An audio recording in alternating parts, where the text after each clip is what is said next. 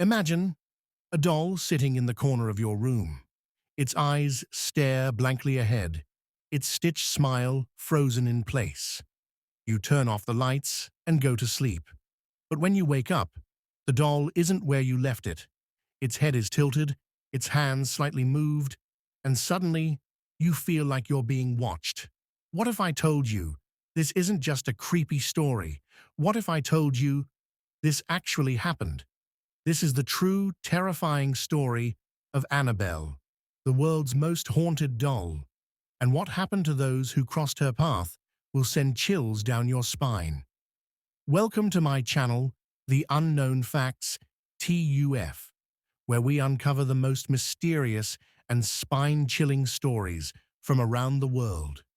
If you love horror, myths, and the unknown, make sure to follow for more terrifying facts.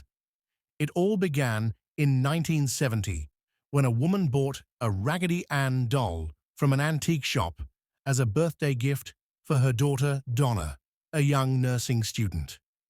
Donna, living with her roommate Angie, placed the doll on her bed, never imagining that this innocent gift would turn their lives into a nightmare. At first it was just small, odd occurrences. The doll seemed to shift positions on its own. Sometimes its legs would be crossed, other times its arms would move. Donna and Angie assumed they were imagining things, but then the movements became more extreme. The doll would be found in different rooms, even though no one had touched it. One night, Donna came home to find the doll standing upright, leaning against a chair as if it had been placed there. Things took a terrifying turn when Donna discovered tiny pieces of parchment paper around the house, with a child's handwriting scribbled on them saying, "Help me. Help Lou." But the most horrifying moment came when Donna entered her room and found the doll sitting there, with blood on its hands. The blood seemed to have appeared from nowhere. Now, they were truly afraid. Here, the haunting escalates. Donna and Angie decided to call in a psychic, who told them that the spirit of a little girl named Annabelle Higgins had attached itself to the doll. Annabelle, the psychic claimed, was a young girl who had died near their apartment years ago. Feeling sorry for her, Donna and Angie agreed to let the spirit stay. But this was their biggest mistake. Their friend Lou, who never liked the doll, felt an intense sense of dread every time he was near it. One night, Lou had a nightmare, except it didn't feel like a dream at all. He woke up, paralyzed, unable to move. He saw Annabelle sitting at the foot of his bed, staring at him. Suddenly, the doll climbed onto his chest, pressing its soft, fabric hands against his throat. He struggled to breathe, gasping for air. And then, he blacked out. The next morning, Lou woke up terrified, convinced that something demonic was attached to the doll. But the worst was yet to come. Days later, while he was alone in the apartment, he heard strange noises coming from Donna's room. Cautiously, he opened the door. Nothing. The room was empty except for Annabelle, sitting motionless in the corner. Suddenly, a sharp pain shot through his chest. He looked down and saw deep claw marks, 3 straight cuts, running across his skin. But within a few hours, the wounds disappeared, as if they had never been there. Now Donna, Angie, and Lou were convinced. Annabelle was no ordinary doll. It was something much darker. Now the Warrens intervene. Fearing for their lives, Donna contacted a priest, who in turn reached out to the famous paranormal investigators Ed and Lorraine Warren. When the Warrens arrived, they immediately sensed the evil presence.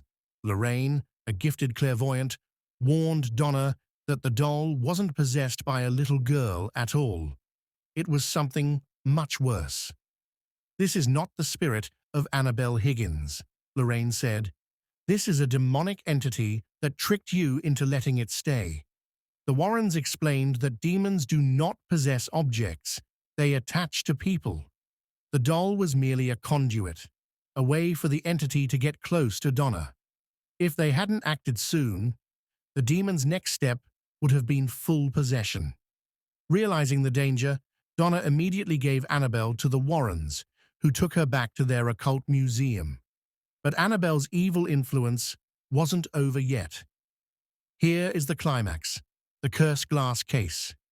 To contain the evil, the Warrens placed Annabelle inside a sacred glass case, blessed by a priest. A sign was placed on the front. Warning, do not open. But even behind glass, Annabelle's sinister power remained. Visitors reported feeling dizzy, lightheaded, or suddenly overwhelmed with fear when near her. One day, a reckless young man and his girlfriend visited the museum. Laughing, he banged on the glass, mocking Annabelle, and dared her to do her worst. Lorraine immediately warned him, "Son, you need to leave. You are in great danger." But he didn't listen. On the way home, the young man lost control of his motorcycle and died in a brutal crash. His girlfriend, who survived, later claimed that just before the accident, they had been joking about Annabelle. Coincidence? Or something far more terrifying? Even today, Annabelle remains locked away in the Warren Occult Museum under strict supervision.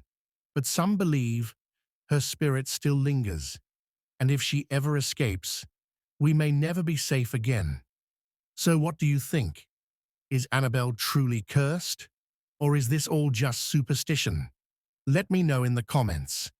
And if you love creepy and mysterious stories like this, make sure to like, share, and follow for more terrifying facts.